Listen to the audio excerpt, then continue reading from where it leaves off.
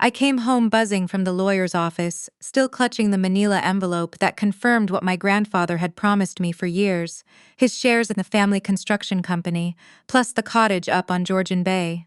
$16 million on paper, the lawyer said, once probate cleared. I practically ran up the walkway of our semi in Etobicoke, ready to tell my husband we'd never have to worry about the mortgage again. Instead, I found him on the porch with his mother, two suitcases already packed and sitting by the door like they were waiting for a cab. "The house is in my name now," he said, not even looking up from his phone. "You've got till morning to clear out." I just stood there and laughed. "What's so funny?" his mother snapped, pearls clinking against her cardigan as she crossed her arms. "What's funny," I said, setting my purse down slow and deliberate, "is that you two just evicted yourselves from a house you don't actually own.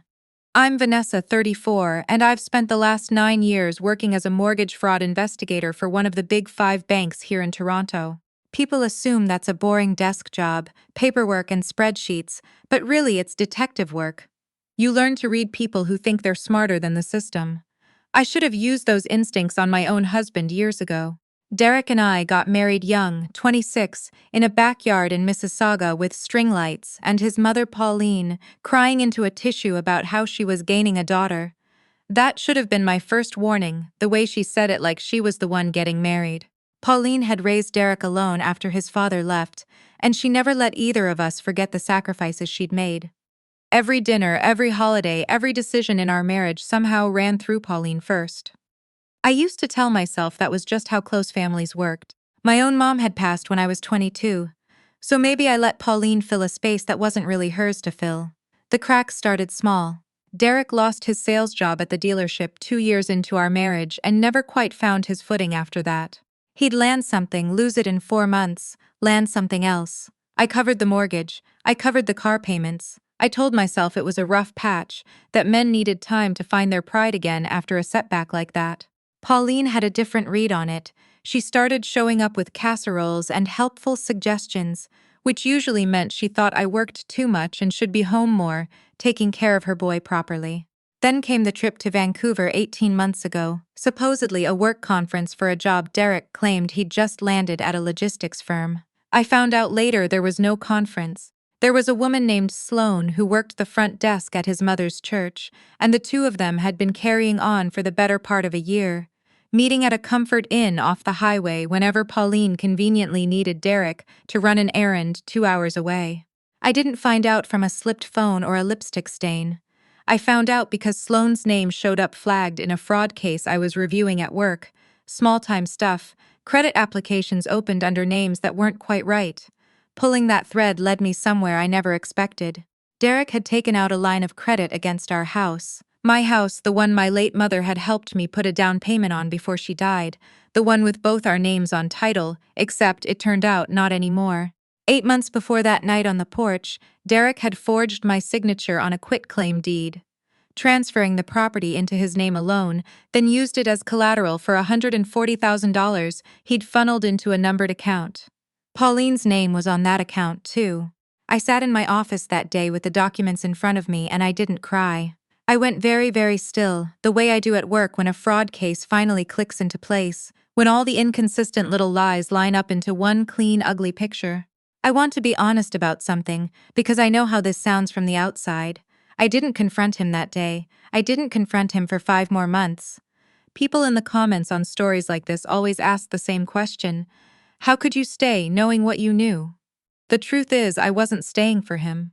I was building a case the same way I'd build one for the bank, except this time the fraud was against me, and I needed every piece in place before I moved, because Derek and Pauline were the kind of people who would burn the evidence the second they smelled smoke. I photographed documents on my lunch breaks.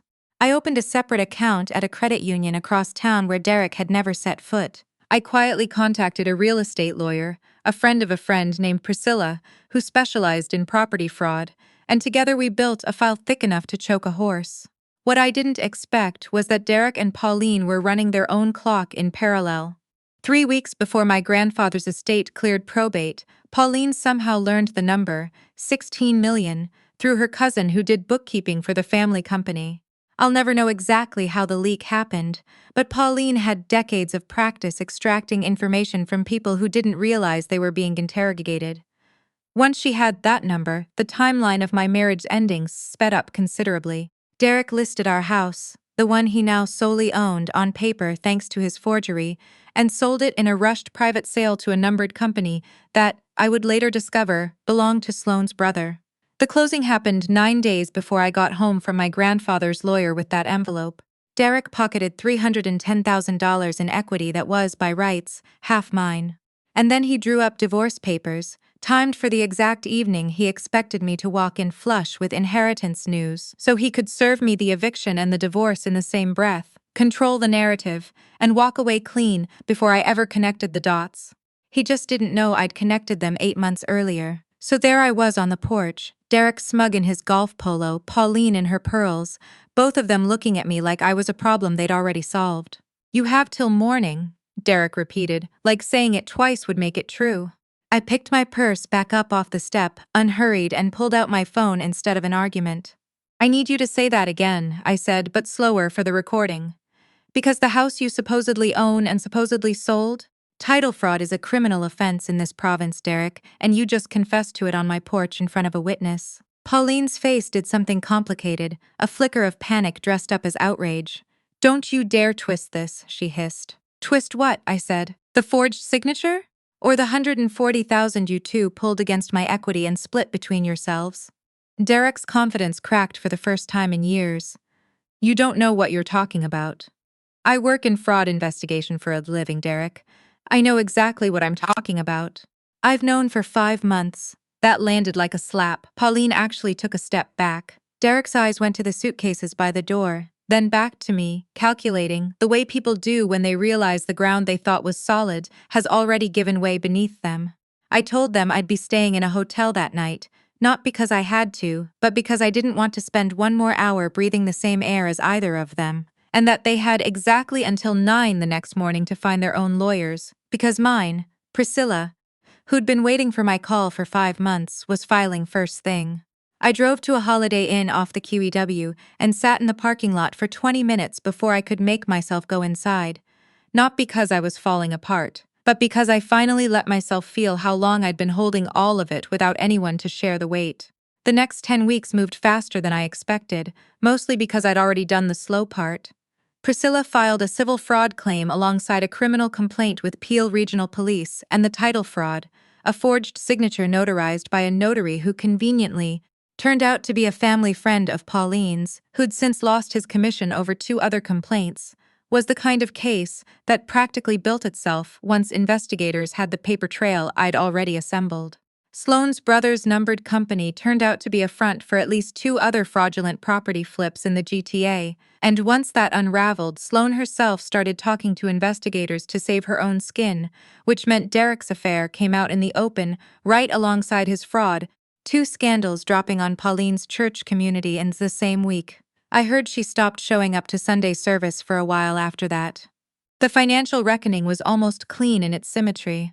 The forged transfer was voided by the court, which meant the sale to Sloane's brother's company was voided too, which meant Derek and Pauline were on the hook for unwinding a property transaction that had already closed, plus restitution for my half of the equity, plus damages for the fraud itself. Derek's wages, when he had any, were garnished. Pauline's modest condo in Burlington, the one she'd always lorded over us as her nest egg, got tied up in the restitution order because the original $140,000 had passed through her account. She ended up having to sell it to satisfy part of the judgment, which I'll admit gave me a complicated kind of satisfaction I'm not proud of and also not going to pretend I didn't feel. My grandfather's estate cleared probate 2 months after that. $16 million and a cottage on Georgian Bay that smelled like cedar and wood smoke every time I walked through the door, exactly the way it had when I was a kid. I didn't gloat. I didn't post anything. I bought a condo downtown with floor-to-ceiling windows looking at the lake, put a chunk of the inheritance into a trust my late mother would have approved of, and went back to work the following Monday because, strange as it sounds, catching frauds for a living had never felt more like the right job for me. I understood the people on the other side of my case files differently now. I understood how long someone could smile through a marriage that was quietly being dismantled behind their back, and how much discipline it took not to scream the moment you found out. Derek tried to call me 4 months later after the dust settled and the judgment was final. I let it go to voicemail. He left a message saying he'd made mistakes, that his mother had pushed him into things he wasn't proud of, that he hoped we could talk like adults. I didn't call back. Some things don't need a second conversation once the first one already told you everything. A few weeks ago, I drove past our old house out of nowhere, the one that started this whole mess, the one Derek sold out from under both of us. There's a young couple living there now, a swing set going up in the backyard, fresh paint on the shutters. I didn't feel anger looking at it. I felt something closer to relief, like watching a door close on a room I'd outgrown a long time before I admitted it to myself. I drove the rest of the way to the cottage that evening, made a fire, and sat on the dock until the lake went dark, finally fully undisturbed.